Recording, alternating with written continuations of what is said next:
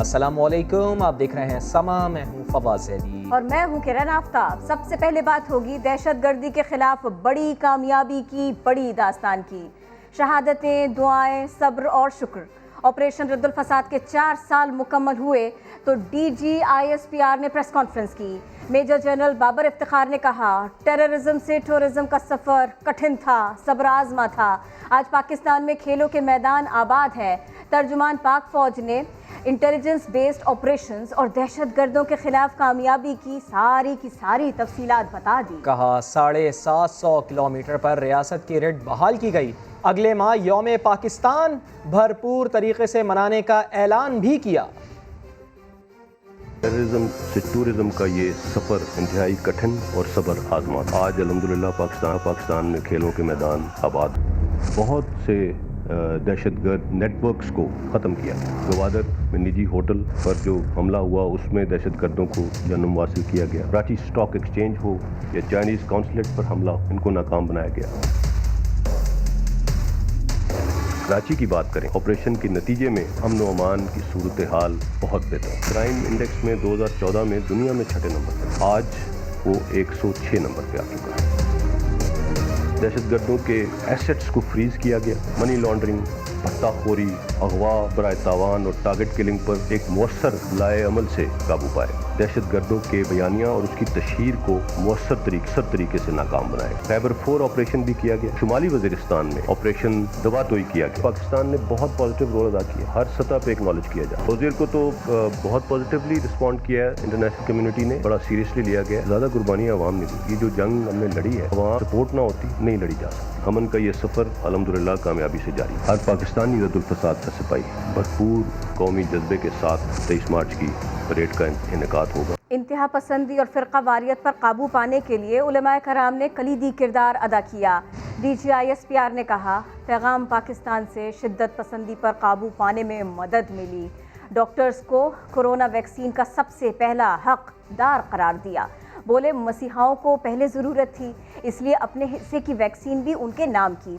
Gwadar stadium का भी जिक्र किया। उम्मीद जाहिर की कि शायद अगली बार PSL मैच इस खूबसूरत ग्राउंड पर खेला जाए। दहशतगर्दों की सरकोबी का मिशन, इंतहा पसंदी और फिरकावारियत से जान छुड़ाने की कोशिशें। पाक फौज को हर तबका फिक्र का ताउन हासिल रहा। अमन दुश्मनों के बयानिए को शिकस्त देने के लिए उलमा इकराम ने भी मौसर किरदार अदा किया। वफाकुल मदारस और उलमा की बाहमी मशावरत से पैगाम पाकिस्तान के नाम से दहशतगर्दी और इंतहा पसंदी के ख़िलाफ़ यक ज़बान होकर एक इंतहाई मौसर बयानिया दिया। मुआशरे में फ़िरका वारियत और इंतहा पसंदी पर काबू पाने में बहुत मदद दी है। पाक फौज ने अपने हिस्से की वैक्सीन मसीहाओं के नाम क्यों की? DGISPR ने इसकी वजह भी बता दी। Anything for the nation, anything for the country. So इसी जज्बे के साथ ये किया गया कि पहले वो लोग जो हमसे ज़्यादा वल्नरेबल हैं, हमसे ज़्यादा डिजर्व करते हैं। DGISPR ने बताया कि गवादर स्टेडियम की खूबसूरती को दुनिया सराह रही है। PSL के मैचेस भी इस मकाम पर हो सकते हैं। लेट्स होप कि वो रिक्वायरमेंट्स अगर ये स्टेडियम मीट करता है तो वन डे इंशाल्लाह मे बी एक PSL मैच भी वहाँ पे हो। Maybe not this time, maybe next year, but no doubt it is one of the most beautiful stadiums in the world right now. Major general Babar Iftikhar ने बताया कि operation Raddul फसाद वबा के दौरान भी नहीं रोका गया। हमने बहैसियत कौम, हिकमत और दानिशमंदी से कोरोना का मुकाबला किया। IG सिंध के पास आखिरी मौका, मामला जानिए थोड़ी सी देर में। तर्जुमान पाक फौज ने DGISI से मुताल्लिक़ अफवाहों को मुस्तरद कर दिया। मेजर जनरल बाबर इफ्तिखार ने कहा, फौज में सीनियर सतह पर तकरूरियाँ कलील मुद्दती नहीं होती, कयासराइयाँ ना की जाएं। मीडिया के ऊपर आजकल DGISI की अपॉइंटमेंट के हवाले से काफ़ी सारी चीज़ें डिस्कस हो रही हैं। ऐसी एक्सपेक्टेड कोई मूव नियर फ्यूचर में है या इन चीज़ों में कोई सदाकत नहीं है? इन चीज़ों में कोई सदाकत नहीं है। These are baseless speculations. फ़ौज में जो अपॉइंटमेंट्स हैं और ख़ास तौर पे सीनियर लेवल पे, वो इतनी शॉर्ट लिव्ड नहीं होती हैं। फ़ौज अपना एक टेन्योर है, हर एक अपना टेन्योर पूरा करता है और नॉर्मली फ़ौज के अंदर तैनाती किसी एक इंस्टीट्यूशन के हेड के तौर पे 2 साल तक की जाती है। सो ये बिल्कुल बेसलेस स्पेकुलेशन है, इसमें किसी किस्म की कोई सदाकत नहीं है, कोई सच्चाई नहीं है, and I would request not to speculate further on this thing. Halim Adil की गिरफ्तारी और फिर मुबैना तशद्दुद पर सिंध और वफाक आमने सामने आ गए। गवर्नर सिंध ने IG को वार्निंग दे दी। प्रेस कॉन्फ्रेंस में कहा कि इंसाफ के साथ नौकरी करें वरना वफाक अपनी रेट कायम करेगा। IG सिंध की तब्दीली के लिए वज़ीर आज़म को ख़त लिख दिया है। गवर्नर सिंध का कहना था कि जेल कस्टडी में हलीम आदिल शेख पर तशद्दुद कराया गया। सुपरिटेंडेंट की 20 सेकंड की फुटेज में कट पेस्ट सबको नजर आ रहे हैं।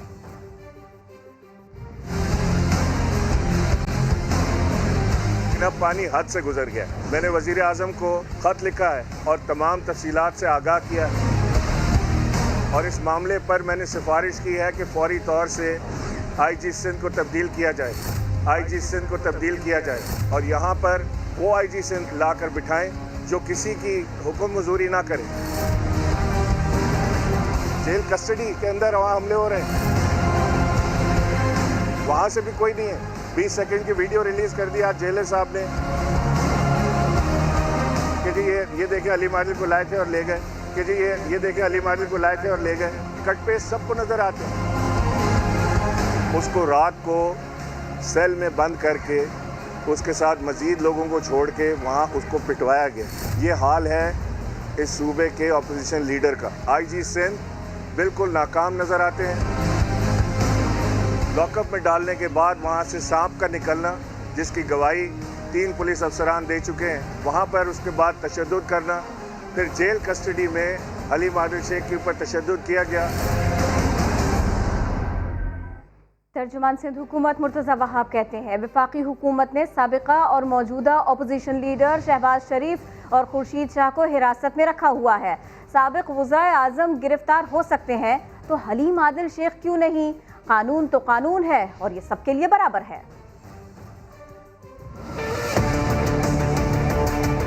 यार ऑपोजिशन लीडर को 2 साल से तुम लोगों ने हिरासत में रखा हुआ है, खुर्शीद शाह को।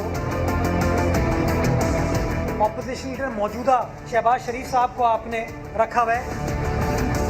वज़ीर आज़म को आप गिरफ्तार कर लेते हो लेकिन हलीम आदिल शेख को नहीं कर सकते, PTI को नहीं कर सकते। पुलिस ज्यादती कर रही है उस आदमी के साथ, लेकिन वो बंदा उसी पुलिस को गालियां देता है।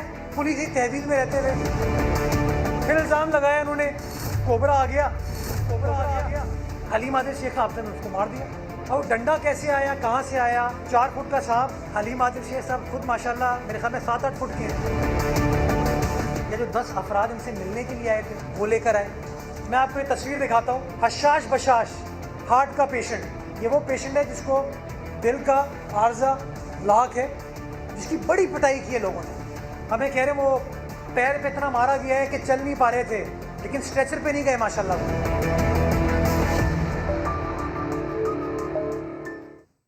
सेंट्रल जेल कराची में हलीम आदिल शेख के साथ मुबैना हाथापाई। CCTV फुटेज में अपोजिशन लीडर सिंध को भागते हुए देखा जा सकता है। अब तशद्दुद हुआ है या नहीं, इसकी वीडियो सामने नहीं आ सकी है। जेल सुपरिटेंडेंट ने दावा किया है कि हलीम आदिल को किसी ने हाथ तक नहीं लगाया। संजय साधवानी की रिपोर्ट देखिए। ये मनाजिर हैं कराची सेंट्रल जेल के, जिसमें हलीम आदिल शेख को दरवाजे से निकलते देखा जा सकता है, लेकिन कुछ देर बाद ही हलीम आदिल शेख दौड़ते हुए वापस आते हैं।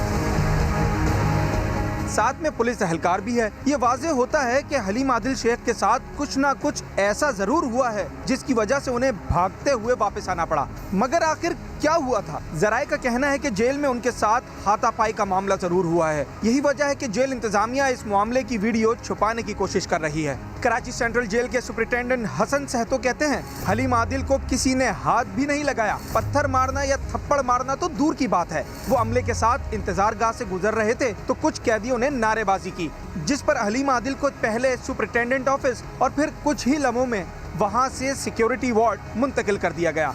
उन्हें B क्लास की तमाम सहूलियात दी गई। हलीम आदिल की दरख्वास्त पर उन्हें NICVD कराची मुंतकिल किया गया। प्लेटफॉर्म 1 बयानिए 2, तफसील जानिए थोड़ी सी देर में।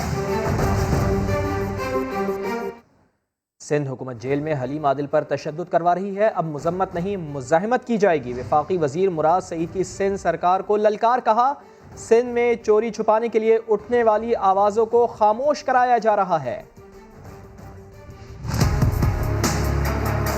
हलीम आदिल शेख जब उसने इनकी नाअहली, इनकी करप्शन, इनकी लूट का सूट, इसके खिलाफ आवाज़ उठाई तो आज आप देख रहे हैं अगर कोई इनके खिलाफ आवाज़ उठाता है तो फिर आप देखते हैं कि न सिर्फ उनके जेल उनको सजाया होती है, जेल के अंदर सांप छोड़े जाते हैं, लेकिन फिर उसके बाद 50 गुंडे जेल के अंदर तशद्दुद होता है, उसको कत्ल करने की कोशिश की जाती है। इनको शर्म आनी चाहिए। ये बुज़दिल है, ये डाकू है, ये चोर है, ये करप्ट है और ये अपनी करप्शन छुपाने के लिए कोई भी बंदा बात करे उनको निशाना बनाते हैं। ये जरदारी की करप्शन का सूरतकार है मुराद अली शाह, जो कि खुद बड़ा करप्ट है। ये जिस किस्म की कार्रवाइयाँ कर रहा है इसकी रसीद मुजम्मत करते हैं, हम मुज़ाहिमत भी करेंगे।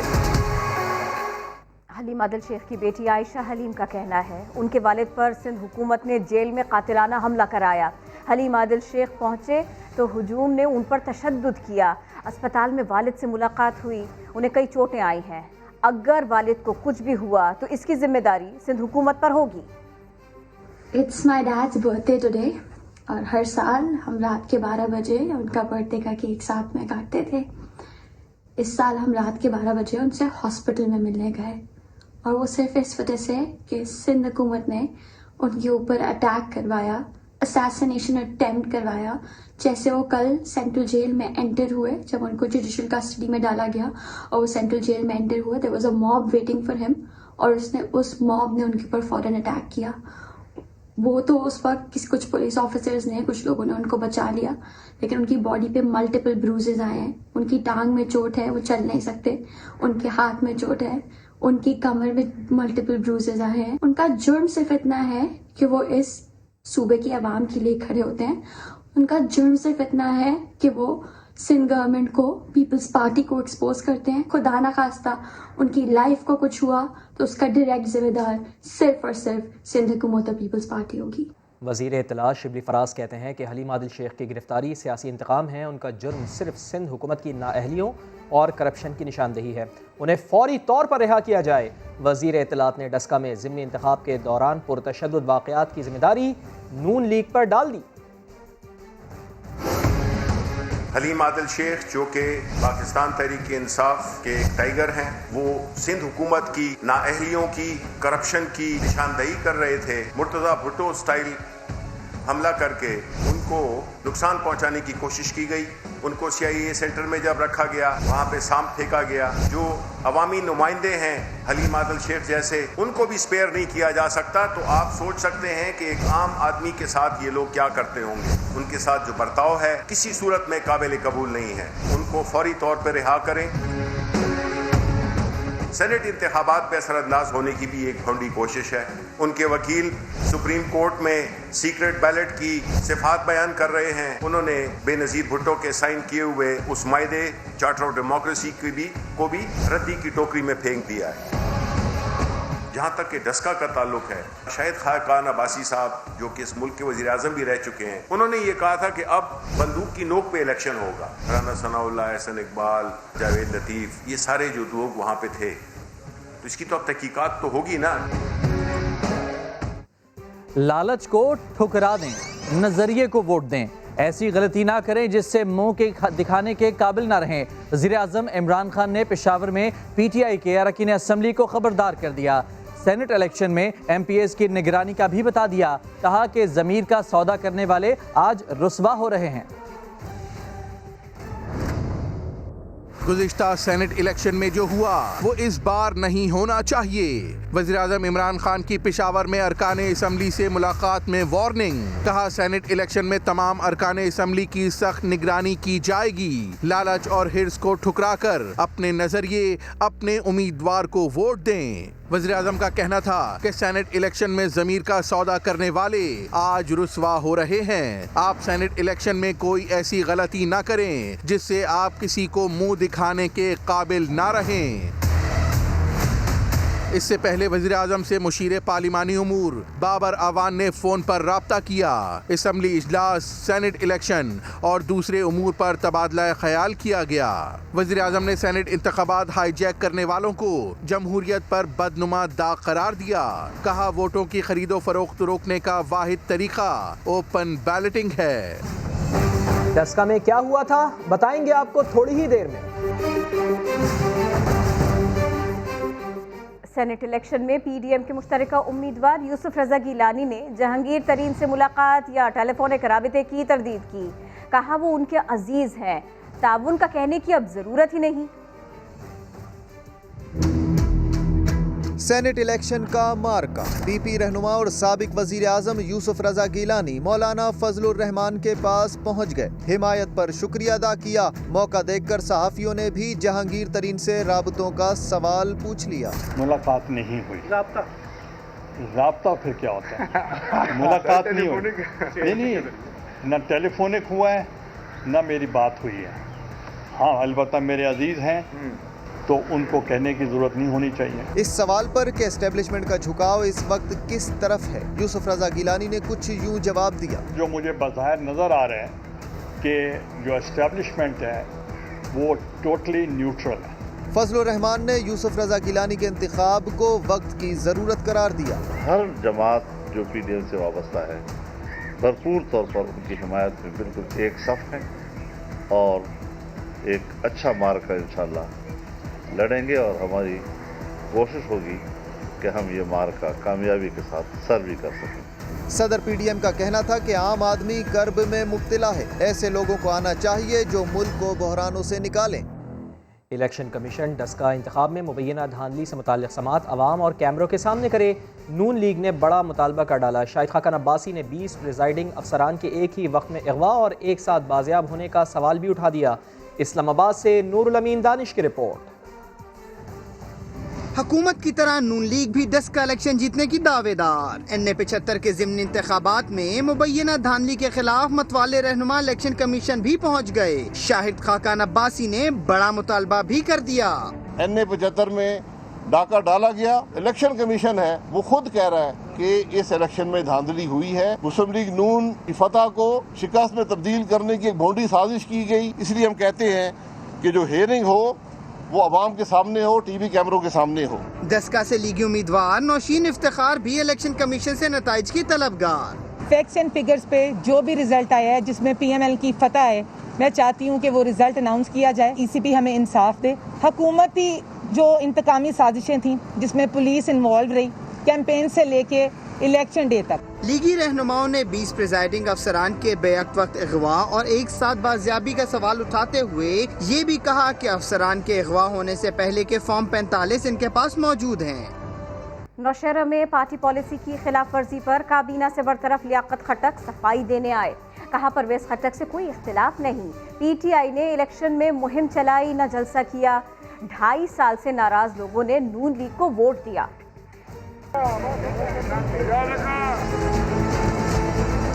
मैंने कोई कैंपेन नहीं चलाई, ना मैंने कोई जलसा किया। नौशहरा के लोग जो PTI के असली वर्कर्स हैं जो आज भी यहाँ बैठे, उन्होंने नाराज़गी की वजह से अपने पार्टी को वोट नहीं दी। मेरे पास अल्लाह के फजल से नौशहरा के अवाम कल भी खड़े थे, आज भी खड़े हैं और आइंदा भी खड़े होंगे। जहाँ तक मेरे भाई परवेज खटक का ताल्लुक है, मैं उनकी आज भी इज्जत करता हूँ। वो मेरे बड़े भाई, वो एक ईमानदार शख्स है। मेरे उनसे इख्तलाफात उनकी वजह नहीं है, उनके साथ कुछ लोग हैं उनके साथ मेरा इख्तलाफ है, उनकी वजह से ये इख्तलाफ बढ़ गया। अगर आइन में ये है कि इख्तलाफ पार्टी से ना किया जाए तो मैं इस्तीफ़ा दे दूँगा, लेकिन जमहूरियत में ये है कि पार्टी के साथ इख्तलाफ किया जा सकता है। मुझे इमरान खान टाइम दे, मैं उनको बताऊँगा कि क्या मसाइल है। PK 63 नौशहरा से ज़िमनी इंतखाब में PTI के उम्मीदवार मियाँ उमर काका खेल ने इंतखाबी नताइज चैलेंज कर दिए। इलेक्शन कमीशन से कामयाबी का नोटिफिकेशन रोकने की इस्तदा कर दी। दरख्वास्त में मौक़िफ़ इख्तियार किया गया है कि इंतखाबी अमले ने सीरियल नंबर और वोटों की तफसील में रद्दबदल किया। एक पोलिंग स्टेशन पर 1500 बैलेट पेपर्स गायब पाए गए। एक पोलिंग स्टेशन पर 1800 बैलेट पेपर जारी हुए, लेकिन वहाँ 2400 वोट कास्ट हुए। 40% पोलिंग स्टेशंस पर बद इंतजामी और धांधली सामने आई। डस्का में ज़िमनी इलेक्शन की रात इंतजामी अफसरों का गैर जिम्मेदाराना रवैया सामने आ गया। रिटर्निंग अफसर ने फरीकैन के मुश्तइल होने पर कई बार सिक्योरिटी मांगी मगर तसल्ली बख्श जवाब न मिला। इलेक्शन कमीशन ने जिम्मेदार अफसरान की मअतली पर गौर शुरू कर दिया है। नईम अशरफ भट्ट की रिपोर्ट देखिए। 75 डस्का के ज़िमनी इंतखाब की रात क्या हुआ, समा सब सामने ले आया। आधी रात को आरओ ने इलेक्शन कमीशन से राब्ता करके कहा कि इनकी जान को खतरा है, दोनों ग्रुप्स के लोग मुश्तइल हैं और हमारी सिक्योरिटी के लिए सिर्फ एक डीएसपी है जो कि आधा सोया हुआ है। आरओ के हदशे पर पहले तो इलेक्शन कमीशन ने पंजाब के आला अफसरान से राब्तों की कोशिश की, लेकिन जब किसी ने बात ना सुनी तो चीफ इलेक्शन कमिश्नर ने वफाक के आला अफसर से राब्ता करके फौरन रेंजर्स को मौका पर भेजने की हिदायत की। इस पर मुतलका वफाकी सेक्रेटरी ने कहा कि मामले को पंजाब हुकूमत देख रही है। जवाब में चीफ इलेक्शन कमिश्नर ने तंबीह की कि अगर कुछ नाखुशगवार वाकया हुआ तो आप जिम्मेदार होंगे। चीफ इलेक्शन कमिश्नर की वार्निंग पर आला अफसर ने अटॉर्नी जनरल से राबिता किया तो उन्होंने कहा कि अहकामात पर फौरन अमल करें वरना आपके खिलाफ कार्रवाई हो जाएगी, जिस पर वफाकी सेक्रेटरी ने रेंजर्स को बराह रास्त हुक्म दिया कि आरओ के दफ्तर पहुंचे। अगले रोज मुतलका वफाकी सेक्रेटरी माफी तलाफी के लिए इलेक्शन कमीशन के दफ्तर फोन भी करते रहे। इलेक्शन कमीशन के जराये के मुताबिक गैर जिम्मेदारी दिखाने वाले chief secretary, IG Punjab, commissioner Gujranwala, deputy commissioner Sialkot समेत मुतअद्दिद अफसरान की मुअत्तली पर गौर शुरू हो गया है। अफसरान के खिलाफ इंक्वायरीज और दीगर ऑप्शंस पर मुशावरत हो रही है। जराये के मुताबिक डस्का के ज़िमनी इंतखाब की इंक्वायरी में चंद पोलिंग स्टेशन के नताइज पर शक का इजहार किया गया है, जिनके फार्म 45 की तैयारी में बेज़ाब्तियों का शुबा है। नईम अशरफ भट्ट, समा, लाहौर। डस्का के ज़िमनी इलेक्शन में क्या हुआ, हुकूमती और लीगी रहनुमा एक दूसरे पर इल्ज़ामात लगाने लगे। फैयाजुल हसन चौहान कहते हैं लीगी वज़रा ने खौफ हरास फैलाया। राना सनाउल्लाह कहते हैं धांधली की कोशिश की गई मगर पकड़ी गई। डस्का में ज़िमनी इंतखाब, सियासी जमातों के एक दूसरे पर इल्ज़ामात का सिलसिला जारी। तहरीक इंसाफ के रहनुमा फयाज चौहान ने समा से गुफ्तगू में कहा लीगी MPAs और MNAs उस दिन डस्का में खौफ व हरास फैला रहे थे। नून लीग अपनी खिफत बटाने के लिए जिस आपके डस्का की सीट इन्होंने 1,10,000 वोट इन्होंने लिए थे 2018 के इलेक्शन में, हमारा कैंडिडेट ले रहा था 67,000 2018 के इलेक्शन में। आज हम वहां पे जीत रहे हैं और 1,16,000 वोट ले रहे हैं। ये हमारी फतह है। तो ये धांधली तो इन्होंने की है, गुंडागर्दी तो इन्होंने की है।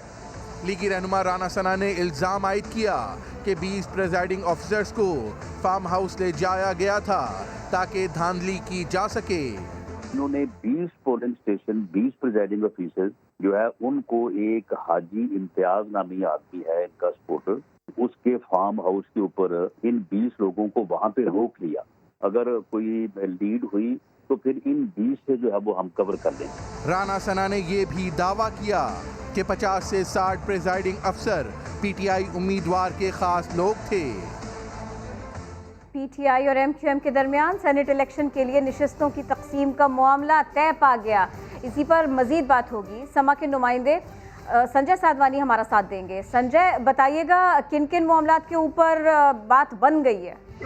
जी बिल्कुल, PTI जिनसे खवातीन की नशिस्तों पर अपने उम्मीदवारों को दस्तबदर कराएगी। PTI की जो खवातीन की नशिस्तें थी सेनेटर के लिए, उसमें सरीना अदनान, फिजा जीशान और इरम भट्ट ने कागजात जमा कराए थे। सीट एडजस्टमेंट हुई है। जिनसे खवातीन की नशिस्त पर MQM की जो उम्मीदवार है उसे नामजद किया जाएगा। PTI उस खवातीन और खातून उम्मीदवार की सपोर्ट करेगी, जबकि MQM की जानिब से टेक्नोक्रेट की नशिस्त पर PTI को वोट किया जाएगा। MQM टेक्नोक्रेट की नशिस्त से अपना उम्मीदवार PTI के हक में दस्तबदर कराएगी। बहुत शुक्रिया, आपने अपडेट किया।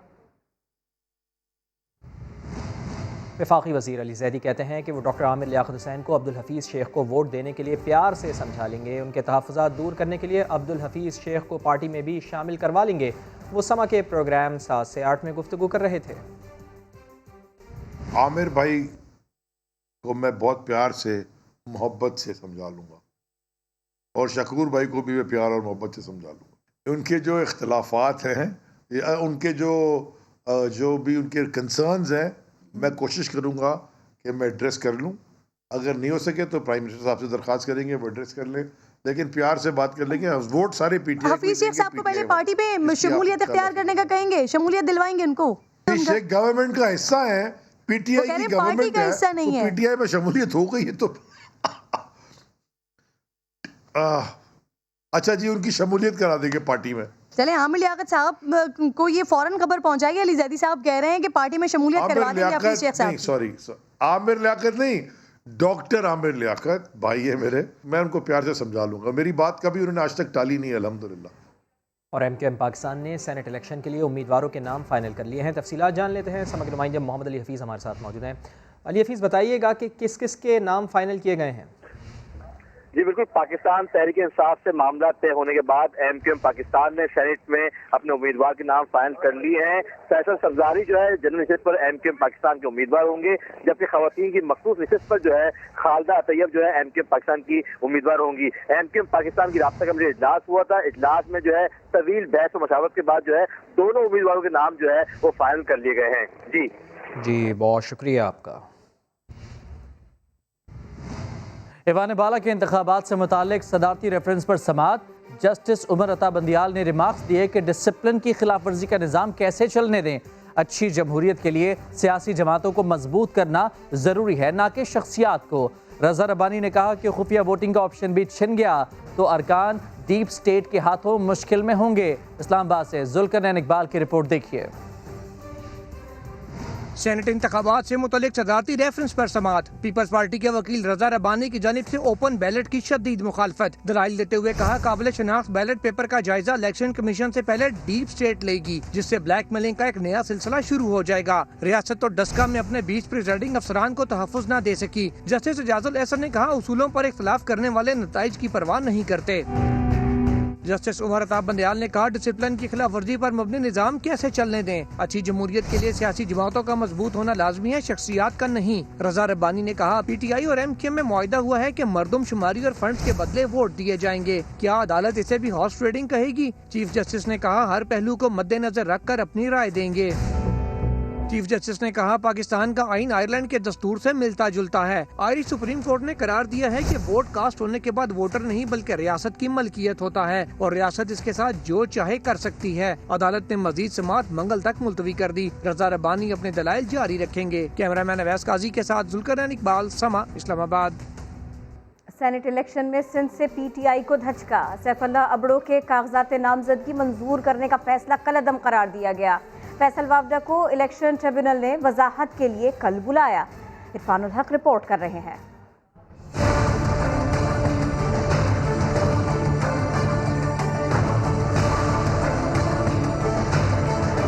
सेनेट इलेक्शन के लिए सियासी जमातें मुश्किल में। PTI और MQM के लिए बुरी खबरें। इलेक्शन ट्रिब्यूनल ने रिटर्निंग अफसर का फैसला कलअदम करार देते हुए सैफुल्लाह अबड़ो को सेनेट इलेक्शन लड़ने से रोक दिया। ट्रिब्यूनल के मुताबिक सैफुल्लाह अबड़ो टेक्नोक्रेट के मेयार पर पूरे नहीं उतरते। इलेक्शन ट्रिब्यूनल ने फैसल वावडा के कागजात नामजदगी मंजूर करने के खिलाफ अपीलें भी समाअत के लिए मंजूर कर ली।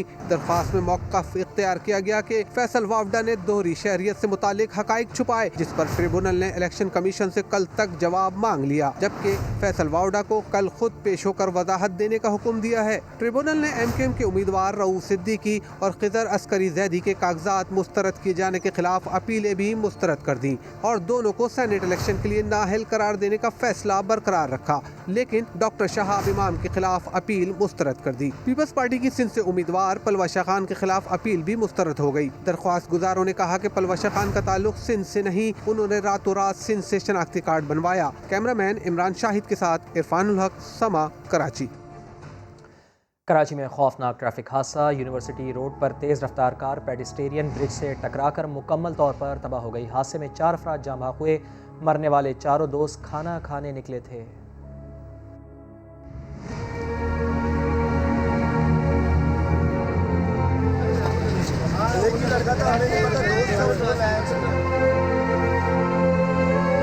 बहुत अच्छा मासूम बच्चा था। 22 फरवरी की रात 2 बजे 4 दोस्त कार पर खाना खाने निकले। गुलिस्तान जौहर जाना था, मगर खौफनाक हादसा पेश आ गया।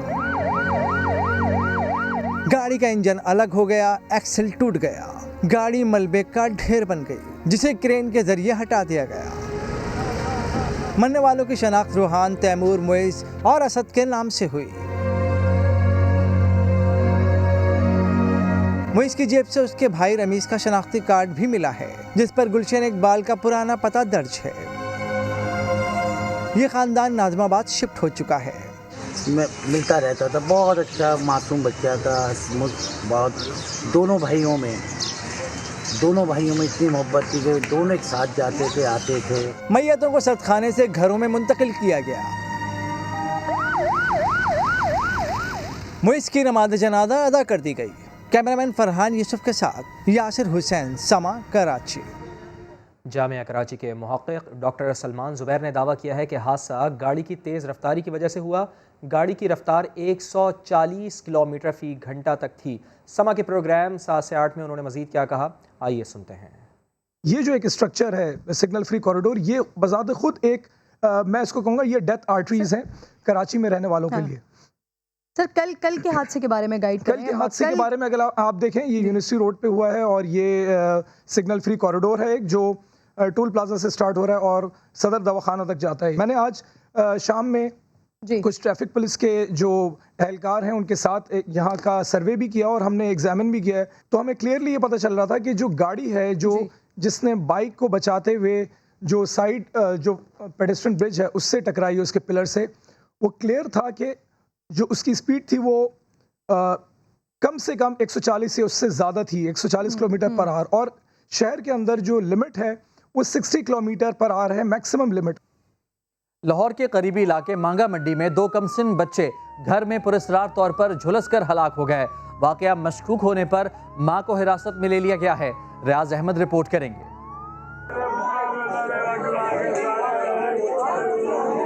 2 कमसिन भाइयों की मौत हादसा है या जानबूझकर आग लगाई गई, तहकीकात शुरू कर दी गई। वाकया मांगा मंडी के इलाके कोट असदुल्ला में पेश आया।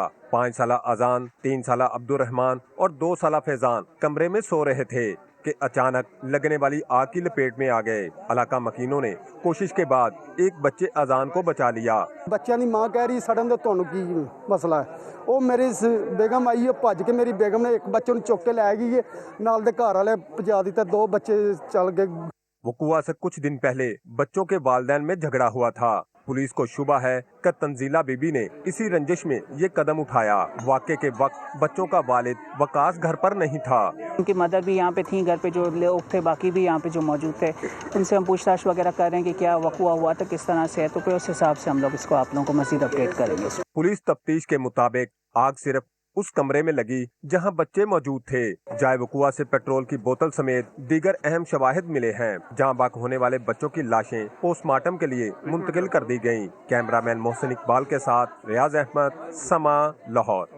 पेशावर और गिरदोनवा में बारिश और ज़ालाबारी से मौसम सर्द हो गया है। मजीद जानेंगे समा के नुमाइंदे शिहाबुर रहमान से। जी शिहाब, अपडेट कीजिए मौसम की इस अंगड़ाई पर। जी देखिए, खुश्क मौसम के बाद पेशावर में बारिश के साथ ज़ालाबारी और सर्द शुरू हो गई, जिसके बाद सर्दी में इजाफा हो गया। तवील खुश्क साली के बाद बारिश हुई है, जिससे शहरी खुश है और बाहर में हैं और गरम गरम खाने और दूसरी जो चीज़ें हैं उसको एंजॉय कर रहे हैं। जी बहुत शुक्रिया, आपने अपडेट किया। और गवादर क्रिकेट स्टेडियम में सजेगा क्रिकेट का मेला। PSL के बाद 25 मार्च को कोयटा ग्लैडिएटर्स और कराची किंग्स आमने सामने आ रहे हैं। खूबसूरती में बेमिसाल गवादर क्रिकेट स्टेडियम में अब होगी wide ball cricket. Quetta Gladiators और कराची किंग्स पंजा आजमाई करेंगे। पाकिस्तान क्रिकेट बोर्ड ने मैच के इंतजामात के लिए बलूचिस्तान हुकूमत को खत भी लिख दिया। गुलकार फखरे आलम कहते हैं chief executive PCB Wasim Khan की खुसूसी दरख्वास्त पर किंग्स और ग्लैडिएटर्स गवादर में मैच खेलने पर रजामंद हुए। 25 मार्च 2021 को PSL खत्म होने के फौरन बाद PCB जो है कराची किंग्स बामुकाबला कोयटा ग्लैडिएटर्स का मैच करवाएगी। कोयटा ग्लैडिएटर्स और ऑनर कराची किंग्स ने ट्विटर पर मैच में शिरकत की तस्दीक भी की। गवादर क्रिकेट स्टेडियम ने गुज़िश्ता दिनों अपनी दिलकशी की वजह से आलमी सतह पर तवज्जो हासिल की। मुआविन खुसूसी डॉक्टर फैसल सुल्तान ने भी कोरोना वैक्सीन लगवा ली। 60 साल से ज़ायद उम्र के शहरियों को वैक्सीन लगवाने का मशवरा दिया। अरहम खान रिपोर्ट कर रही हैं। कोरोना के मोहलिकवार रोकने हैं तो वैक्सीन लगवाएं, मगर इससे पहले खुद को रजिस्टर्ड कराएं। वज़ीर-ए-आज़म के मुआविन खुसूसी बराए सेहत डॉक्टर फैसल सुल्तान ने भी बतौर हेल्थ केयर वर्कर पिम्स अस्पताल के वैक्सीनेशन सेंटर में चीनी साइनोफार्म वैक्सीन लगवा ली। 60 साल और ज्यादा उम्र के अफराद के लिए रजिस्ट्रेशन का अमल शुरू हो चुका है, लेकिन इन्हें कौन सी वैक्सीन लगेगी ये भी वाजे कर दिया। जिनकी 60 से उम्र ज्यादा है, इंशाल्लाह उनको प्रायोरिटी पे मार्च में जो ही वो एस्ट्राजेनेका आती है वहाँ से उनके वैक्सीनेशन का आगाज हो जाएगा। जून से पहले तकरीबन 17 मिलियन यानी 1,70,00,000 डोजेज जो हैं वो आ जाएंगी। डॉक्टर फैसल सुल्तान कहते हैं वैक्सीन की इजाद कोरोना के खिलाफ बड़ी पेशरफ्त सही, लेकिन शहरी SOPs पर अमल दरामद में भी कोई कोताही न करें। वैक्सीन लगवा लेने का या वैक्सीन के फराहम होने का ये हरगिज मतलब नहीं कि वो तमाम चीजें उनको हम छोड़ दें और भूल जाएं। मास्क का इस्तेमाल, थोड़ा सा फासला, खुली हवा, हाथों का साफ करना, धोना या सैनिटाइजर का इस्तेमाल, ये वो तमाम चीजें हैं जो अभी हमें अपनाने की और इस्तेमाल करते रहने की अशद जरूरत है। मुआविन खुसूसी का कहना था कि शहरी वैक्सीन के मुजरे सेहत होने की अफवाहों पर बिल्कुल कान न धरें। कैमरामैन इसरार सलीम के साथ अरहम खान, समा, इस्लामाबाद। फैशन पाकिस्तान वीक में डिजाइनर्स के तैयार करदा नित नए मलबूसात ने मेला लूट लिया। कराची से देखिए रेहान अहमद की रिपोर्ट। कराची में फैशन पाकिस्तान वीक का दूसरा और आखिरी रोज दीदा ज़ेब मलबूसात की खूबसूरती ने देखने वालों के दिल चुरा लिए। दिलकश मलबूसात लोग पलक झपकाए बगैर देखते रह गए। As chairperson of the Pakistan fashion council, मैंने कहा मैं सबको हौसला दूं कि कोविड हो या कोविड ना हो, हम ये शो करेंगे, लेकिन हम ख्याल रखेंगे। हमने SOPs रखे, हमने कहा 600 गेस्ट से हमने 100 गेस्ट कर ली और The business of fashion has to go on. Designers Shamsha Hashwani, Maheen Khan, Sameer Sen, Javiya, Sana Abbas, Hassan Riaz और निदा टपाल की जिद्दत पसंदी। This is a really good initiative. Designers को मौका मिल रहा है अपना काम डिस्प्ले करने के लिए। And I worked for Shamshad Hashwani और बहुत ही प्यारा जोड़ा है। I'm in love with it. तो and अभी मैं देख रही हूँ कि मैं अभी आई हूँ तो I'm seeing other designers work. I think it's lovely. We get to see their creativity and I think it's a great job, great idea. Fashion Pakistan week के दूसरे रोज नुमाइश के लिए पेश किए जाने वाले रंगों का काबिल तारीफ इम्तिजाज देखने को मिला। शायद इसीलिए भारी मलबूसात भी निगाहों को हल्के महसूस हुए। फैशन पाकिस्तान वीक 2021 अपने इख्तिताम को पहुंचा, इस पैगाम के साथ कि शख्सियत चाहे कितनी ही दिलचस्प क्यों ना हो, लिबास की खूबसूरती बहरहाल उसकी दिलकशी में इजाफे का बाइस साबित होती है। कैमरामैन मोहसिन अली के साथ रेहान अहमद, समा, कराची। विजिट कीजिए हमारी वेबसाइट sama.tv। इसके अलावा आप हमें फेसबुक और ट्विटर पर भी ज्वाइन कर सकते हैं। एक ब्रेक के बाद हेडलाइंस के साथ दोबारा हाजिर होंगे। देखते रहिए समा।